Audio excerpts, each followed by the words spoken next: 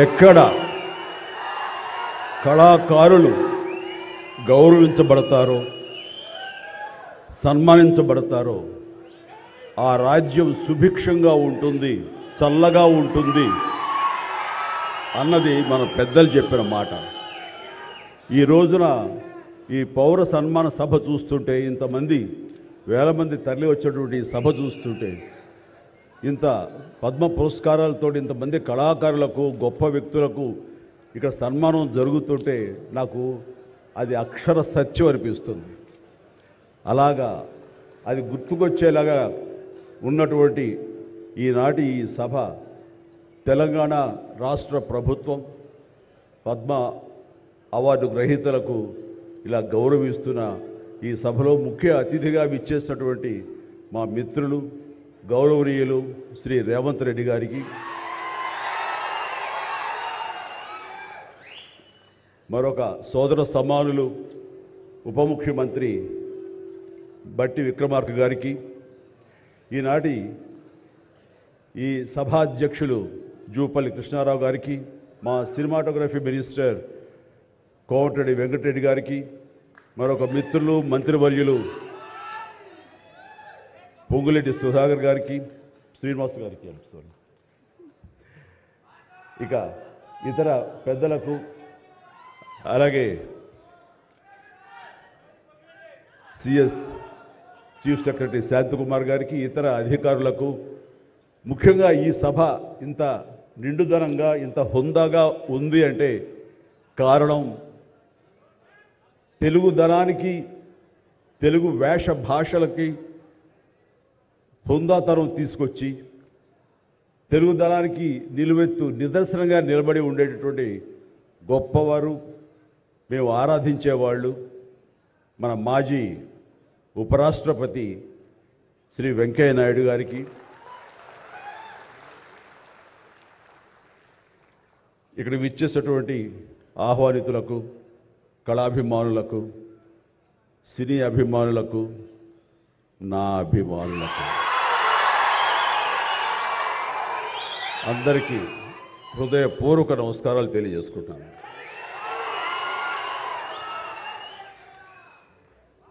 నాకు నిజంగా మా ఇంట్లో అడిగారు, పద్మ విభూషణ్ అవార్డు అనౌన్స్ చేయగానే చాలా ఆనందంగా, ఎంత ఆనందపడుతున్నారు ఏంటంటే, నిజంగా పద్మభూషణ్ అవార్డు వచ్చినప్పుడు నాకు ఉన్న ఆనందం అంతా ఇంత కాదు. కానీ ఇన్నేళ్ల తర్వాత ఇప్పుడు ఈ పద్మ విభూషణ్ అవార్డు వచ్చినప్పుడు నిజంగా అంత ఉత్సాహం లేదు. ఏదో వచ్చింది, సంతోషం, గౌరవంగా స్వీకరించాలి, ఎంత ప్రజాభిమానం అని అనుకుంటూ ఉన్నాను. కానీ ఆ తర్వాత తరలి వచ్చేటువంటి వివిధ ప్రాంతాల నుంచి మనుషులు కానివ్వండి, వ్యక్తులు, అభిమానులు, సినిమా పరిశ్రమ నుంచి కానివ్వండి, రకరకాల అసోసియేషన్స్ కానివ్వండి, అలా ఎంతోమంది రాజకీయ ప్రబుద్ధులు కానివ్వండి, అందరూ గత వారం రోజులుగా ఎడతెరిపి లేకుండా వాళ్ళు ప్రశంసలు కురిపిస్తున్నారంటే ఆ ఆనందం ద్విగుణీకృతమైంది. ఎంతో ఉద్వేగానికి, ఎంతో ఇదిగా అయ్యింది. అవార్డు ఇవ్వని అభిమానం, అవార్డు ఇవ్వని ఉత్సాహం, ప్రోత్సాహం మీ కరతాళ ధ్వనుల ద్వారా, మీ ప్రశంసల ద్వారా ప్రతి ఒక్కళ్ళు మనసారా ఆశీర్వదిస్తుంటే, చాలు ఈ జన్మ, ఇది పూర్వజన్మ సుకృతం, ఎప్పుడో చేసుకున్న పుణ్యఫలం, మా అమ్మానాన్నలు వాళ్ళకి జన్మించేందుకు వాళ్ళు చేసిన పుణ్యఫలం నాకు ఈ విధంగా సంక్రమించిందంటూ నేను నిజంగా మనసు స్పందించి అలా భావిస్తాను. అదే మీ ముందు ఉంచుతున్నాను.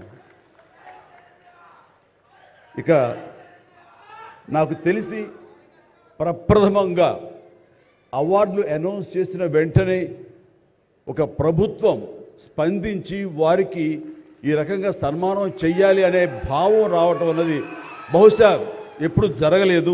ఇదే మొట్టమొదటిసారి జరిగింది. దానికి ప్రధానమైన కారణం యువకులు, డైనమిక్ లీడర్ మన ముఖ్యమంత్రి రేవంత్ రెడ్డి గారు, అలాగే వాళ్ళ సహచర మంత్రి వర్యులు, వీళ్ళందరూ ఒక్కడిగా అనుకుని స్పందించిన మనసుతోటి మన వాళ్ళని మనం గౌరవించుకోకపోతే ఎలాగ గౌరవించుకోవాలి అంటూ అన్నది నిజంగా చెప్తాను. సభాముఖంగా వారికి నా హృదయపూర్వక ధన్యవాదాలు తెలియజేస్తాను.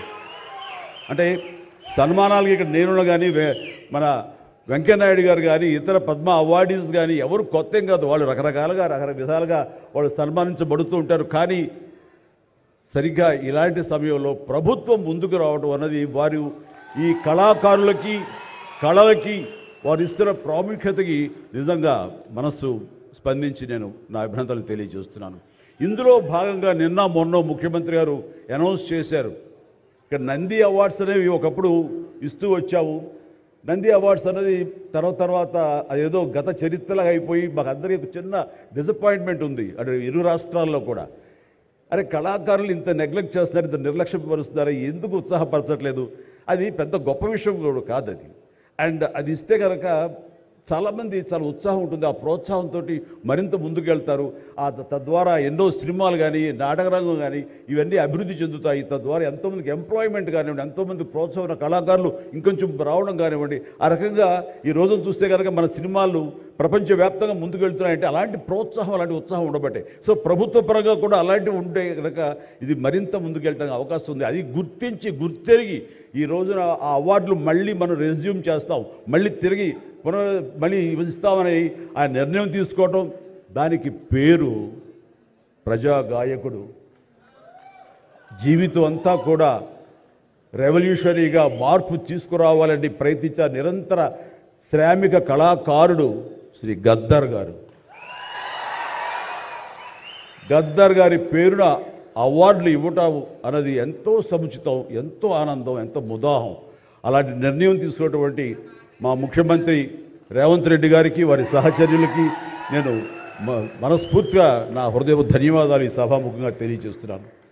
అండ్ ఇక్కడ నాకు ఈ అవార్డు రావడం ఆనందం, కానీ ఆనందం మరింతగా ఉండటానికి కారణం మేము చిన్నప్పటి నుంచి ఎంతో అభిమానించి ఆయన చూసుకుని ఇన్స్పైర్ అయ్యాం. వారే స్టూడెంట్ లీడర్గా ఉండి జయాంధ్ర కోసం అప్పట్లో స్టీల్ ప్లాంట్ కోసంగా ప్రయత్నం చేసినటువంటి వెంకయ్యనాయుడు గారు. ఆయన వైజాగ్ కాలేజీలో యూనివర్సిటీలో ఆయన స్టూడెంట్గా ఉన్నప్పుడు ఆయన ఇచ్చిన పిలుపుకి ఎక్కడో నర్సాపురంలో ఉండే మేమందరం స్పందించి స్ట్రైక్ చేయడం అనేది జరిగింది. ఆ రోజు నుంచి కూడా మాకు ఒక లీడర్ లాగా, మా నాయకుడిలాగా ఆయన మేము భావిస్తూ వచ్చి నన్ను అలాగా మేము ఎదిగాం. ఆయన అప్పటి నుంచి అబ్జర్వ్ చేస్తూనే ఉన్నాను.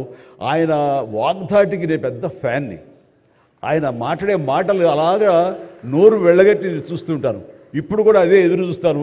ఆయన ఎంత ఓపికగా మాట్లాడతారో తెలియదు, కానీ డెఫినెట్గా అలరిస్తారంటూ ఎలాంటి సందేహం లేదు. సో ఆ రోజు నుంచి ఈ రోజు వరకు కూడాను ఆయన రాజకీయంగా ఒక హుందాతనంతో రియల్ స్టేట్స్మెన్ ఇన్ పాలిటిక్స్ అన్నది ఆయన నిర్మాణాత్మకంగా అలా ముందుకెళ్తూ ఈ రోజున అత్యున్నతమైన పొజిషన్ మాజీ ఉపరాష్ట్రపతిగా ఆయన నిర్వహించి తన బాధ్యతలు చేశారు. కానీ ఆయన ఎప్పుడూ మదనపడుతుంటారు. నాతో కూడా ఆయన షేర్ చేసుకున్నారు. రాజకీయాలు రాను ఇలాగా దుర్భాషలతోటి వ్యక్తిగత విమర్శలతోటి ఇలా దిగజారిపోతున్నాయి చిరంజీవి గారు. ఇది కాదు, ఇది ఆ హుందాతనం ఉండాలి. ఉండి కూడా ఎన్ని సాధించాం మేము.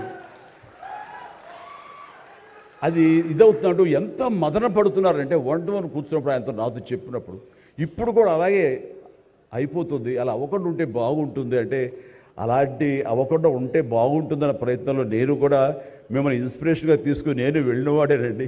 కానీ ఆ ధాటికి ఆ మాటలకి మాట పడటం మాట అనటం ఇది నా వల్ల కాదు, మీలాగనే.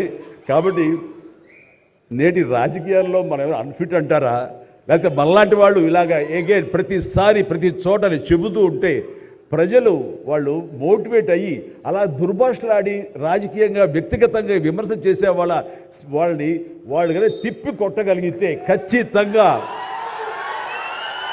మీరనుకున్నది నేను అనుకున్నది జరిగి తీరుతుందండి. ఒక వాజ్పేయి గారు ఆ రోజుల్లో స్టేట్స్మెన్ అంటారు. ఆయనలాగా మళ్ళీ అంత హుందాతనం మళ్ళీ మనం ఈ రోజున మనం వెంకయ్యనాయుడు గారిలో చూస్తున్నాం. అయితే ఆయన రాజకీయంగా కొంచెం విశ్రమించారు కాబట్టి ఈ రోజున ప్రజలే ఆలోచించుకోవాలి. అలాగా నోరు జారే వాళ్ళని దుర్భాషలాడుతూ వ్యక్తిగత విమర్శలు చేసేవాళ్ళని తిప్పికొట్టే విధంగా నిర్ణయించే శక్తి మీకే ఉన్నది, మీరే నిర్ణయించుకోవాలని చెప్తున్నారు.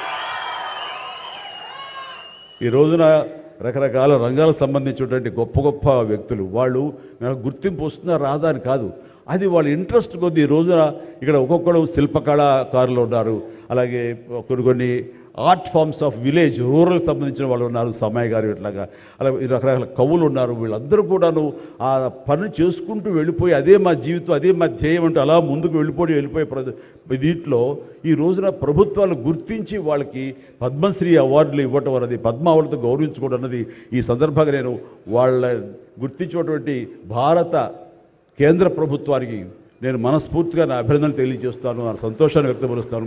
దీనికి మరీ ముఖ్యంగా మన ప్రియతమ నరేంద్ర మోడీ గారు ప్రధానమంత్రి, ఆయన దీన్ని గుర్తించి అలాగా ఇవ్వడం జరిగింది. ఇక్కడ ఒక విషయం చెప్పొచ్చో చెప్పకూడదో తెలియదు, కానీ ఒక విషయం చెప్తాను. మధ్యాహ్నం నాకు అవార్డు మీకు ఇవ్వాలనుకుంటున్నాము, మీకు మీ కన్ఫర్మేషన్ కానీ మీ యొక్క ఆమోదం మాకు తెలియాలంటూ హోమ్ డిపార్ట్మెంట్ నుంచి ఫోన్ ఇచ్చినప్పుడు ఒక షాకు లోన్ అయ్యాను. అప్పటికి ముందు నుంచి స్పెక్యులేషన్స్ ఉన్నాయి, కానీ నాకు ఇవన్నీ కూడా వస్తాయి లేవో అనే దాని మీద ఎప్పుడో మీమాంస ఉండేది నాకు. వాళ్ళు చెప్పగానే సంతోషించాను. సో ఈవినింగ్ ఎన్నింటికి వస్తుందని వాళ్ళు 6-7 o'clock వస్తుంటే అప్పటి నుంచి అలా టీవీలు ముందు కూర్చున్నాను. సో కొంతసేపు చూసేసరికి రాలేదు ఆ వచ్చినాయి అని గబగబా నేను సర్దుకొని కూర్చుంటే ముందు పద్మశ్రీ అవార్డులు ఒక 34-36 వచ్చినాయి. ఆ తర్వాత నెక్స్ట్ మందే కదా అనుకుంటూ అందరూ సర్దుగా రెండు పిల్లలు గొడవ చేయకుండా కూర్చోండి రే ఇష్యూగా నా పేరు వస్తుంది అంటే కూర్చాను. అరగంట అయింది రాలేదు, గంట అయింది రాలేదు, గంటన్నర అయింది. ఓరి బాబోయ్ ఏంటిది, ఏదైనా మళ్ళీ ఏమైనా మారుస్తారా, మనకి వచ్చే అవకాశం లేదని చిన్న మీమాంసలో ఉన్నారు. ఆ తర్వాత వచ్చిందనుకోండి. ఆ తర్వాత ఇదే డౌట్ నేను మన వెంకయ్యనాయుడు గారి ఇంటికి వెళ్ళి నేను ఆయన గౌరవంగా ఆయన సన్మానించుకున్నప్పుడు ఆయన ముందు చెబితే ఇదంతా కూడా నరేంద్ర మోడీ గారు ఒక ఆలోచన అండి. పద్మశ్రీ అవార్డులు చాలా బడుగు బలహీన వర్గాలకు సంబంధించినటువంటి చిన్న స్థాయి కళాకారులకు వచ్చింది.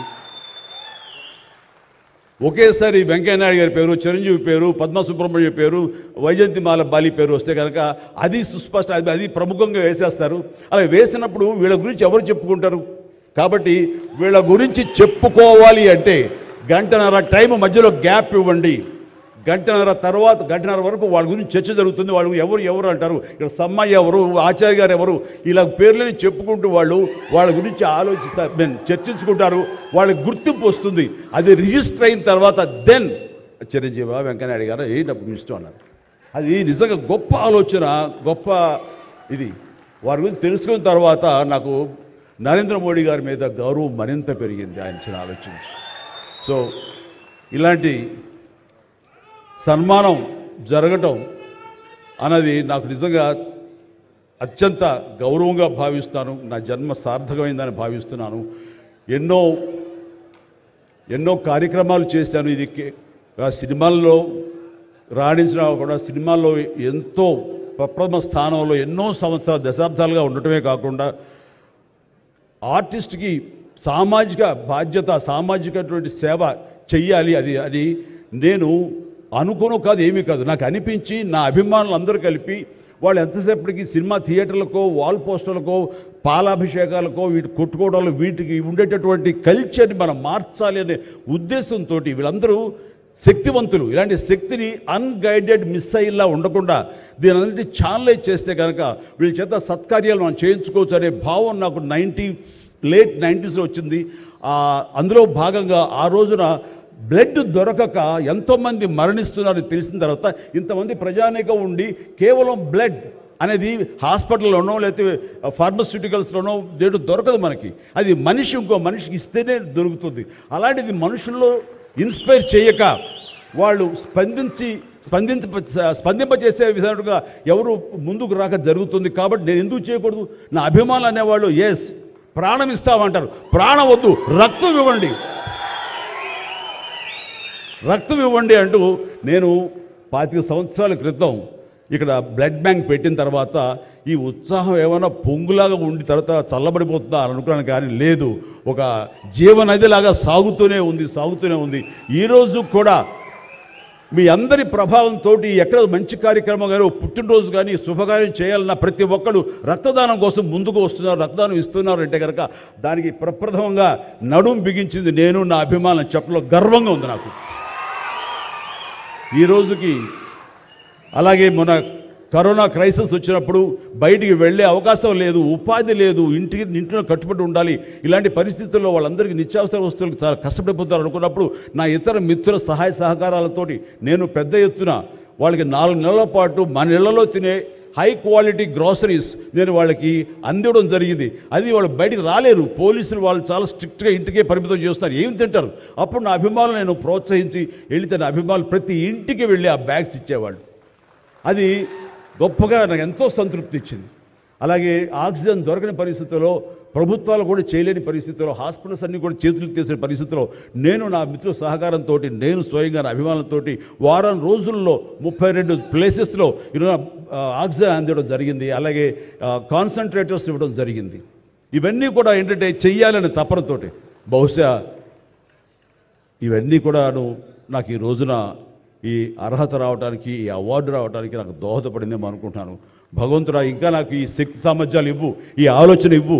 నేను అవార్డుల కోసం ఎదురు చూడను, అవార్డులు రావాలని కోరుకోను, లేకపోతే చాలు. వాళ్ళ గుండెలు ఉండే ప్రేమ కంటే ఏ అవార్డు పెద్దది కాదు. కాబట్టి ఇలాగా మిగతా జీవితం సినిమాలు చేస్తూనే ఉంటా, డ్యాన్సులు ఆడుతూనే ఉంటా, ఫైట్లు చేస్తూనే ఉంటా, మిమ్మల్ని అలరిస్తూనే ఉంటా. అలాగే ఈ సేవా కార్యక్రమాలు కొనసాగిస్తూనే ఉంటాను.